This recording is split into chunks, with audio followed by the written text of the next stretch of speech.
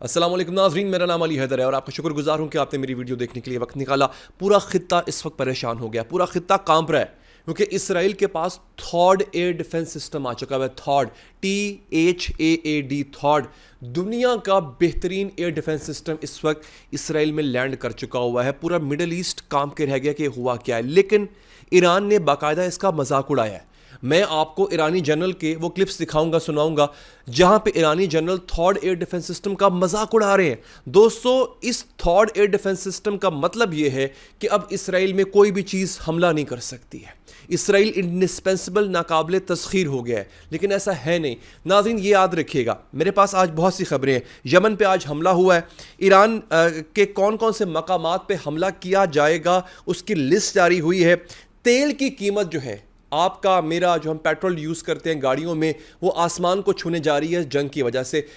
कहा यह जा रहा है कि $400 बैरल तक तेल की कीमत जा सकती है। ये बहुत अलार्मिंग सिचुएशन है। हम लोग हाथ में कटोरा लेके फिर रहे होंगे, इतनी खतरनाक सिचुएशन है। ये बताऊंगा। इसके साथ साथ आपको एक ताज़ा हमला हुआ है इसराइल पर, और भी खबरें हैं वो बताऊंगा। लेकिन पहले ज़रा ये गौर से सुन लीजिए कि ये थॉड वाला मसला क्या है, क्योंकि आज की सबसे बड़ी खबर ये है।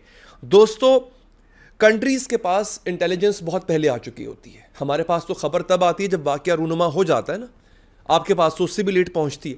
तो जब ममालिक होते हैं, ख़ासतौर पे जो दुश्मन ममालिक होते हैं एक दूसरे के, उनको एक दूसरे की इंटेलिजेंस रिपोर्ट मिलती है।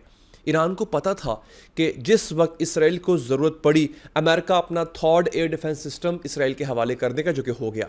इसका मुकाबला करने के लिए ईरान ने बहुत पहले तैयारी कर ली थी। अच्छा, एक तो है ईरान के पास दुनिया का बेहतरीन एयर डिफेंस सिस्टम S-400, जो कि रूस ने दिया ईरान को। ईरान इसके साथ साथ अपने एयर डिफेंस सिस्टम पर भी काम कर रहा था। अब उस एयर डिफेंस सिस्टम का नाम है, बड़ा आप सुन के महसूस होंगे, खैबर शिकन।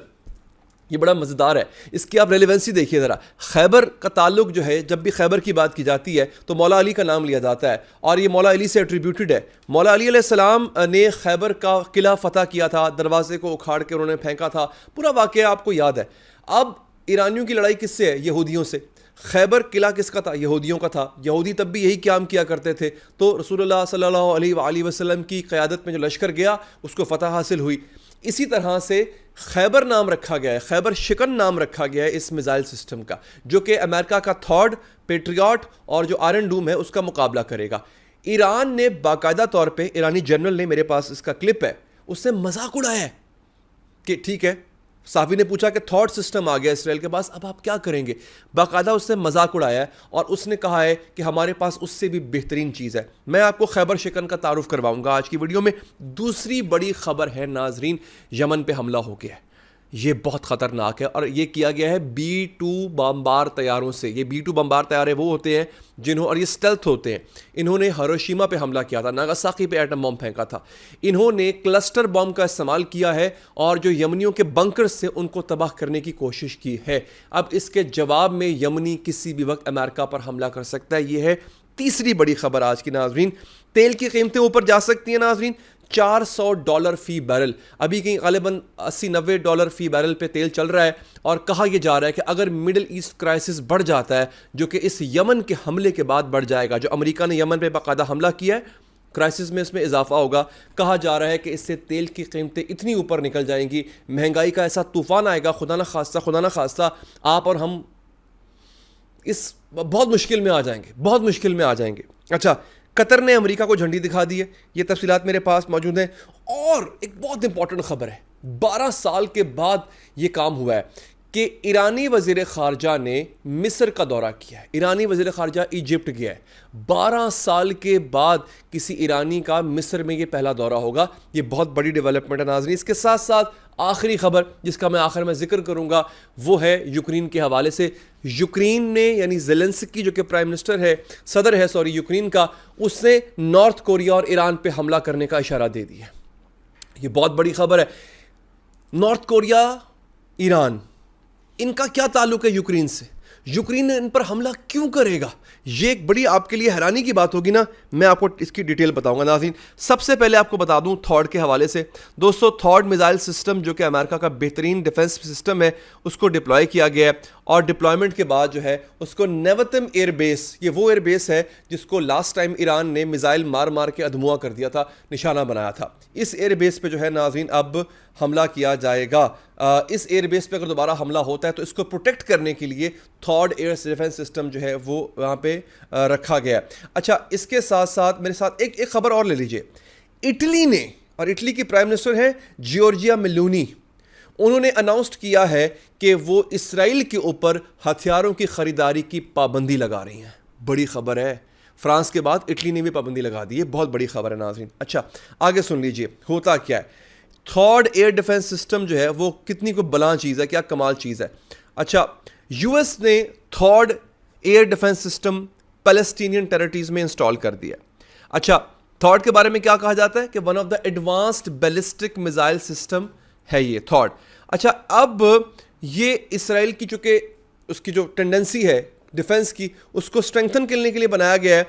इसके मुकाबले में जो है ईरान का खैबर शिकन जो है मिसाइल वो करेगा क्या, ये एक रिपोर्ट प्रेस टीवी ने यहाँ पर नाज़रीन जारी की है और मेरे सामने चल भी रही है कि अगर हम पे दोबारा किसी किस्म का हमला किया गया तो खैबर शिकन जो मिसाइल है वो ऑलरेडी जा चुका हुआ है यमनियों के पास और वहाँ पे उसको ट्रांसपोर्ट किया जा रहा है हिजबुल्लाह।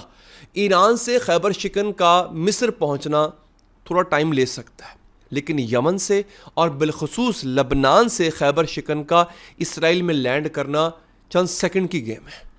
इसराइल को 1 सेकंड के अंदर जो है वो इसका रिस्पांस मिलेगा। तो ईरान ने बड़ा स्मार्टली काम किया, ईरान को पता था ये दिन आएगा और उसने बहुत पहले ये मिसाइल वहाँ पे ट्रांसपोर्ट कर दिया था, लबनान में ट्रांसपोर्ट कर दिया हुआ था। तो ये एक बड़ी ख़तरनाक सिचुएशन बन चुकी हुई है। अच्छा, अब मेरे सामने एक यहाँ पे करंट रिपोर्ट नामी अखबार है जिसने बताया है कि CNN की रिपोर्ट के मुताबिक ईरान के किन किन इलाकों को टारगेट किया जाएगा। नाजरीन, missile and drone launchers Iran के, वहाँ पे उनको टारगेट किया जाएगा।